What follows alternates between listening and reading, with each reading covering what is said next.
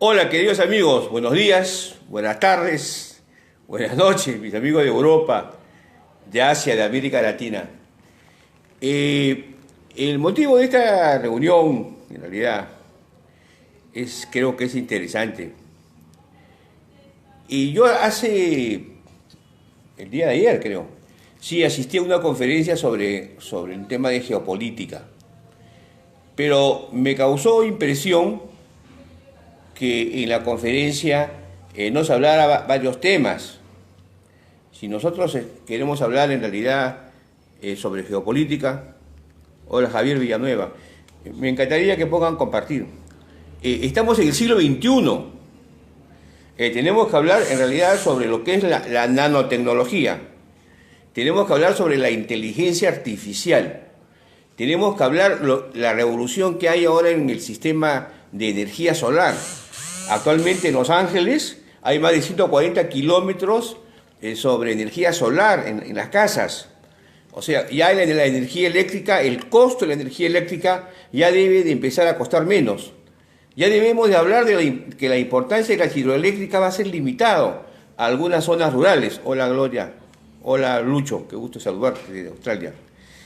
Y nosotros tenemos que hablar sobre la evolución que ha habido en el mundo en relación a las ciencias. Entonces, si bien es cierto la geopolítica nace pues, con Haushofer y nace en el siglo XVIII y prácticamente parte del XIX, ¿no? Sobre lo que es el territorio y sobre la parte demográfica y la posibilidad de poder conquistar tierras para solucionar los problemas de crecimiento de la población de cada país. Pero ahora es diferente. Ahora el tema de la geopolítica es, en nuestro caso, por ejemplo, que estamos en América Latina y sobre todo acá en el Perú, el objetivo es que nosotros tenemos 31 millones de personas.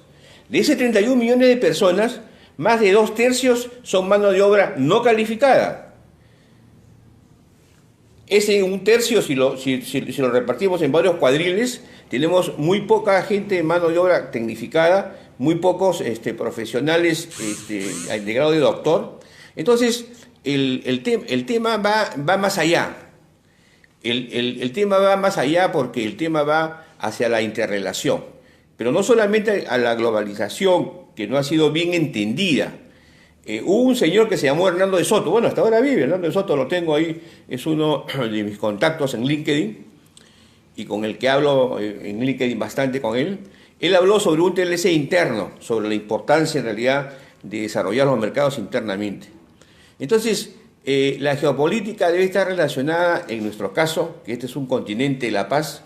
Hola Gloria, qué gusto saludarte. Debe estar relacionada a lo que es la interrelación, pero usando las tecnologías modernas. Por ejemplo, el tema de la energía. El tema de la energía que tenemos en el sur del Perú, por ejemplo, adolece y se está pensando en un gasoducto, pero debemos de pensar en realidad en lo que son la característica de los paneles solares. Debemos de pensar la desalinización del mar.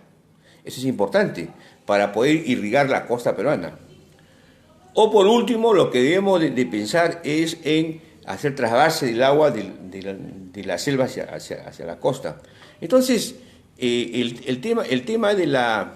Hola, Venezuela, ¿cómo estás? El tema de la geopolítica, en realidad, debe estar relacionado a conceptos de lo que es el mejoramiento de vida de las diferentes regiones.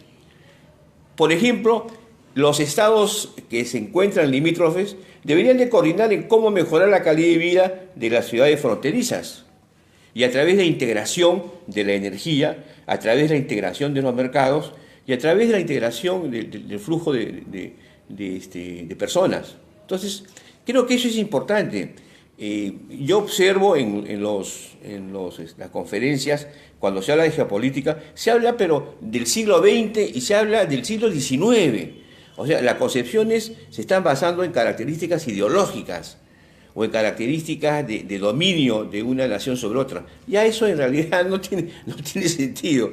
Lo que tiene sentido en realidad es usar la energía, usar las ciencias, usar la tecnología y la inteligencia artificial para darle una solución de problemas. Por ejemplo, el tema del transporte. El tema del transporte ya debe ser solucionado. debe ser solucionado a través de los sistemas autónomos que deben de existir. Entonces, eso, por ejemplo, es importante. El traslado de productos ya debe ser pensado como lo está haciendo Amazon, con sus redes de transporte aéreo. Entonces, los sistemas digitales han revolucionado el mundo. Entonces, la geopolítica, el concepto de la geopolítica antiguo tiene que variar en relación a las amenazas. Las amenazas de un Estado ahora, en realidad, están relacionadas a varias variables. Lo que es el tráfico de armas, lo que pasa en nuestro país con el tema del respeto a las personas, la seguridad, ¿no? La seguridad interna en realidad es fundamental. Pero la geopolítica en realidad lo que debe hacer es obtener el beneficio que tenemos nosotros de los países limítrofes, ¿no? Para el mejoramiento de nuestra vida. Y eso es importante. Ese es el trabajo que hay que hacer en la geopolítica, ¿no? El trabajo que hay que hacer es cómo explotamos las situaciones que tenemos. Por ejemplo, un tema que es importante en el Perú es el tema de los fondos marinos. Hasta ahora no hay una política relacionada a los fondos marinos, pero ¿y qué va a pasar en el futuro? ¿Sí? Los nódulos de los fondos de manganeso, de los fondos marinos, han sido detectados, pero todavía no han sido explotados. Pero eso sí es un tema de geopolítica a nivel internacional. Por ejemplo, cómo utilizar en realidad los fondos marinos que nos corresponden como dominio marítimo. Entonces, yo creo que eso es fundamental, así como la biodiversidad. La biodiversidad que tenemos en la Amazonía es importante. Y esa biodiversidad nos debe dar un valor agregado, no solamente para el tema del turismo, sino también para el tema del mejoramiento de los sistemas atmosféricos y de la vida, ¿no? Porque en realidad los ecosistemas involucran pues características de vida. Si se elimina una especie, en realidad lo que hace es esa falencia ir en contra de las demás especies. Hola Giovanna Mesa, qué gusto de verte acá, una gran comunicadora. Entonces, la geopolítica tiene que tener otras variables, tiene que tener las variables de cómo usar los recursos para poder mejorar la calidad de vida de los ciudadanos. Si bien es cierto, cada país tiene sus características sobre la defensa nacional, completamente de acuerdo, y la soberanía, sin embargo, estamos en el siglo XXI, estamos en el siglo donde la información debe de mejorar las ciudades limítrofes, y no solamente las ciudades limítrofes, sino las ciudades aledañas, ¿no? Y por ejemplo, el tema que tenemos nosotros es un tema sumamente interesante, ¿no? En relación a nuestro mar. Nosotros tenemos una biomasa riquísima, una riqueza hidrológica riquísima. Entonces esa riqueza hidrológica en realidad debe ser pues explotada para el mejoramiento de la calidad de vida. ¿Cómo es posible que tengamos en realidad aún tenemos desnutrición crónica? Es una locura, verdaderamente, en este siglo XXI, que un país se encuentre con desnutrición crónica. Ya de la época de los incas llegaban los peces pues al Cusco.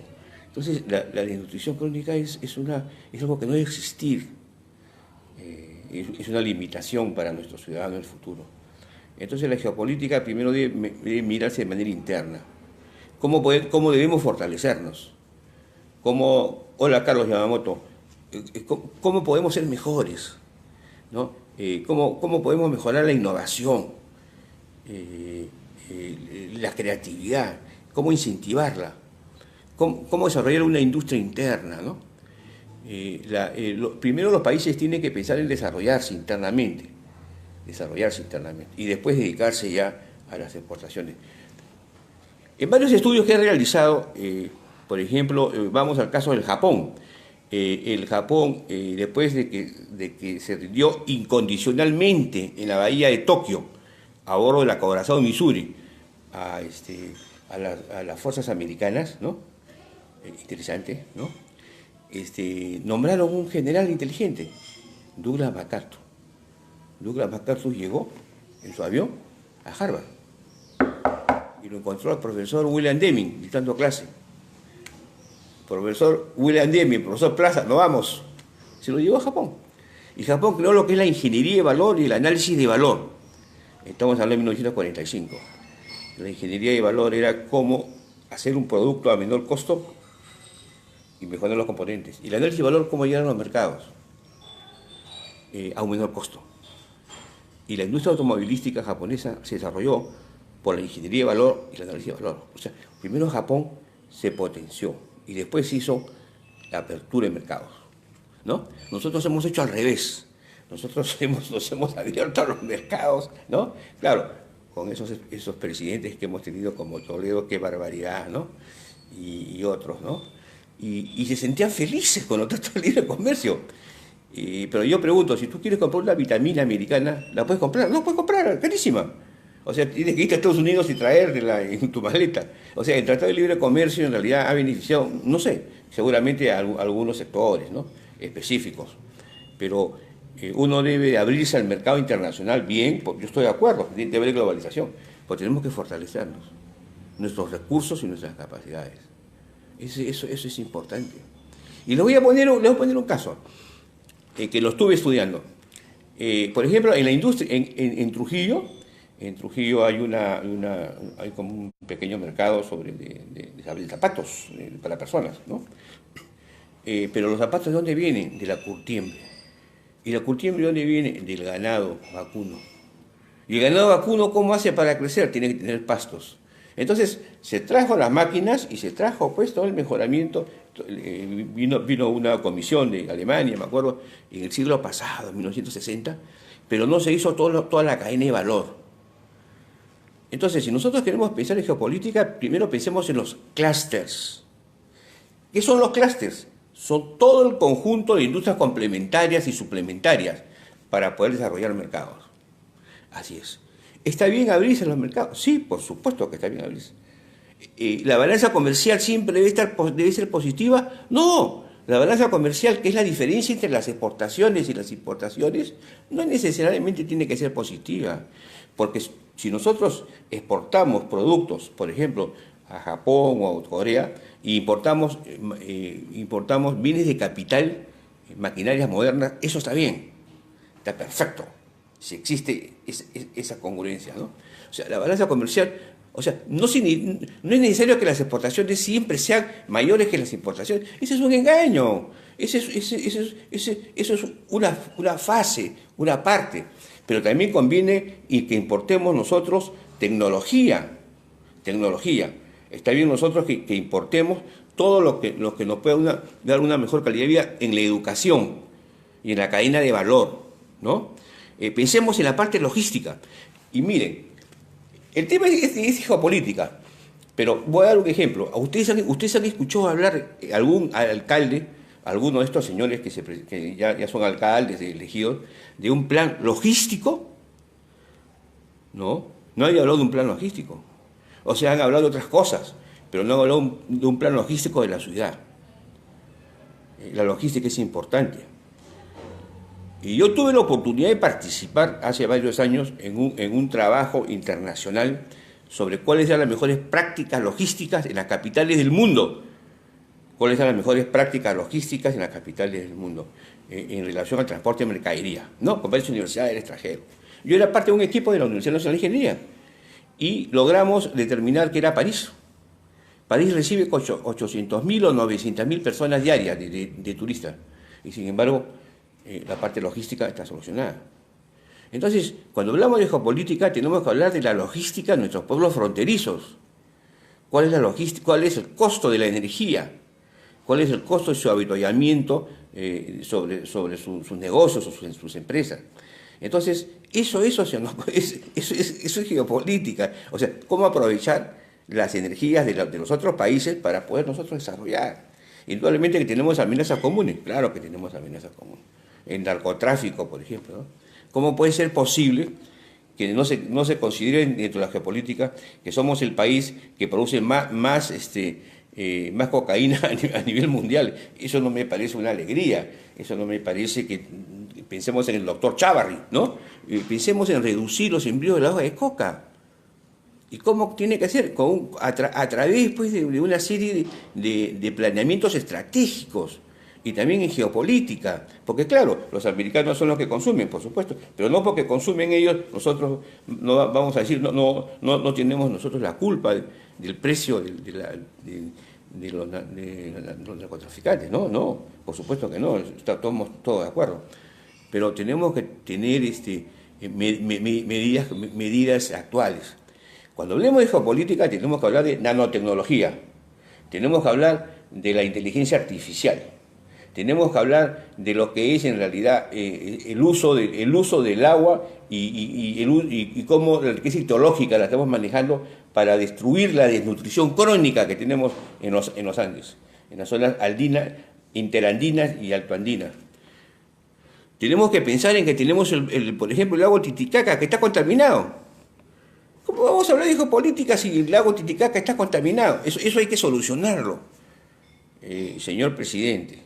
Y bueno, y las autoridades que estén a cargo del Estado, ¿no?